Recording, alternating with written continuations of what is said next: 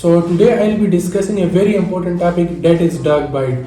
So you should know why the dog bite is important. The dog bite is very important as it can lead to a very serious disease that is known as rabies. Whenever a dog bite a particular person, and if the saliva of the dog containing the rabies virus, so it can drastically affect the human being. Rabies is 100% fetal. So whenever the particular person is affected by dog bite, so it can lead to a drastic changes. So that's the reason there is no treatment is available, rather prevention is available. Injectable and vaccination should be taken by an individual. Rabies infection is transmitted by a rhabdovirus, and rhabdovirus it can affect the CNS as well.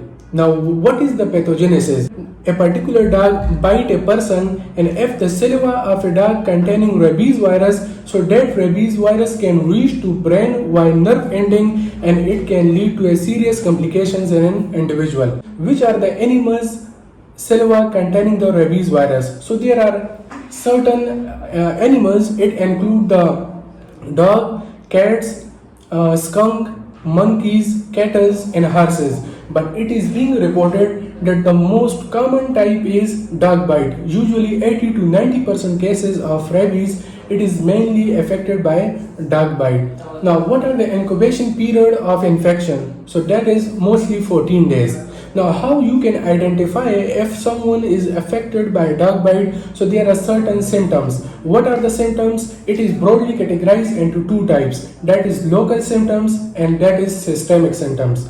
Now if let's say if a person is affected by a localized area, let's say if a person is affected by over here, so the localized side become warm, it swell, and there will be draining from the wound and pain and tenderness. And if the infection is severe, so there might be a red streaks. Is the most important sign of lymphangitis. Now if the infection is spread in the blood, so it can manifest in the form of fever, fatigue and body aches, and there might be swollen lymph nodes near the bite. Now what happens if the brain involved?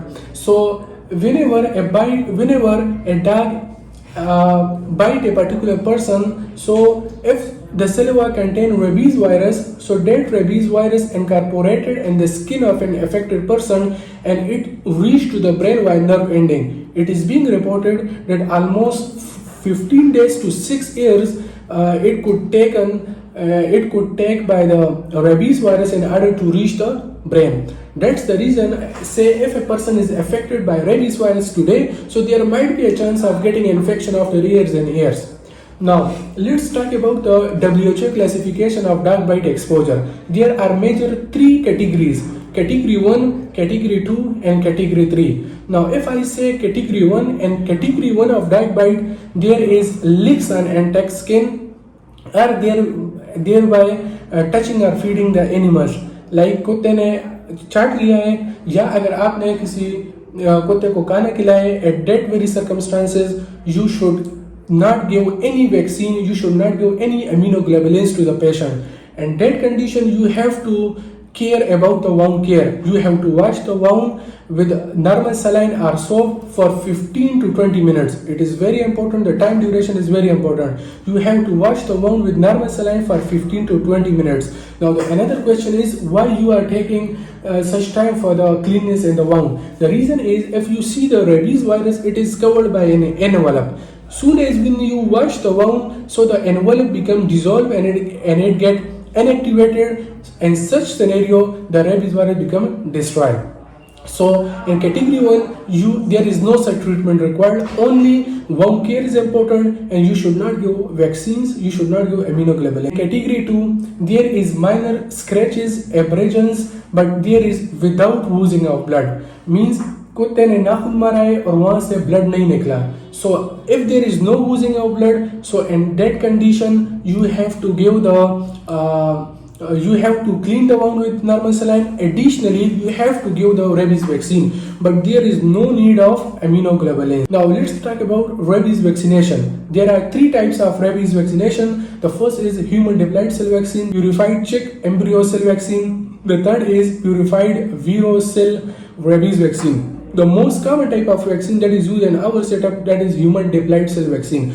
Now the human diploid cell vaccine, it is available in the market in the form of two strength, 0.5 ml and 1 ml. You should give the human diploid cell vaccine in the form of intramuscularly, or you can give the intradermally. Now the second important is that you have to give this vaccine on the same day of dog bite.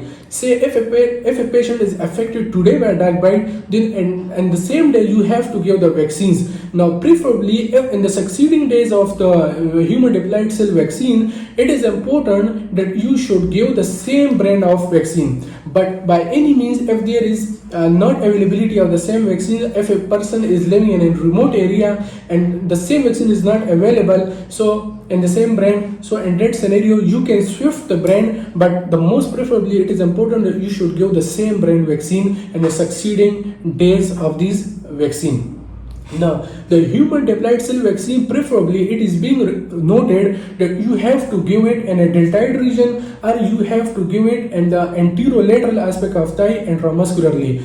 But never give this vaccine intraglutally or gluteal region. The reason is the immune response generated by body against this vaccine is insufficient. That's the reason it is usually avoided in the gluteal region. So always preferably give this vaccine in the deltoid region intramuscularly, or you can give it anterolateral aspect of the thigh. CV vaccine, human diploid cell vaccine, there are two regimens is present for it. The dose regimen is of two types. Now if the dog bite is wild, for the wild animals, you can give this vaccine in the schedule of 0, 3, 7, 14 and 28 days. 0 means on the same day of dog bite. Like if the person is affected by dog bite today, so it is important that you should give the vaccine on same day, and then you can shift it on 3rd day, 7th day, 14 days and 28 days.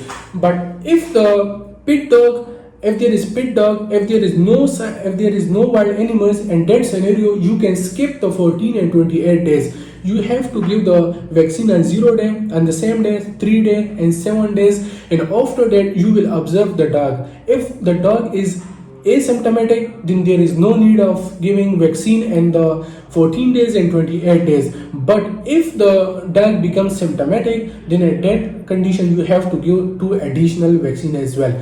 Now let's discuss the same vaccine schedule in the form of intradermally. If you want to give this vaccine intradermally, so for that the dose regimen is different. For that the dose regimen is 0, 3, 7 and 20.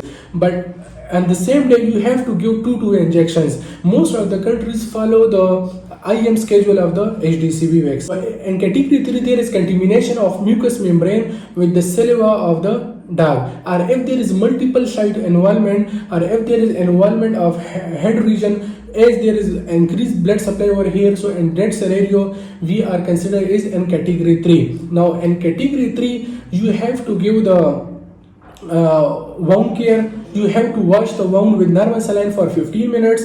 Along with that you have to give vaccines. You have to give the immunoglobulins. The rabies immunoglobulins is only indicated in the category 3 class of the dog bite. Additionally, you can give the tetanus prophylaxis if needed, and you can add the antibiotics as well.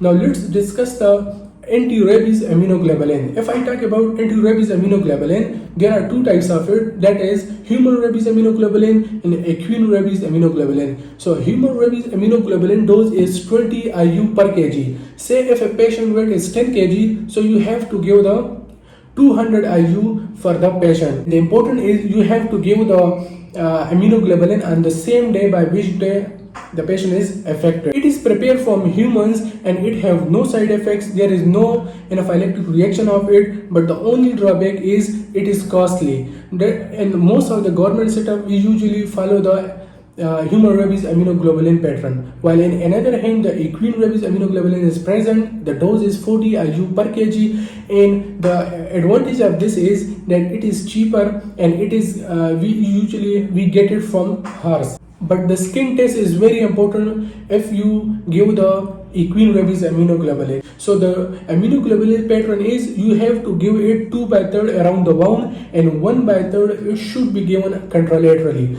Now the important point is the rabies vaccine and immunoglobulin it should not be given on the same syringe or same site of an individual. Now the important another question is that if the dog is vaccinated or pit or puppy dog, so in that condition is the vaccine is important to give? Yes, you can give the vaccine in that condition. There is no diet restrictions. Is the rabies is transmitted by the bites of human to human? So the rabies is not transmitted by the bites of human to human. So that's all about dog bite. I hope you like the video. Make sure to subscribe our channel and be in touch. Thank you.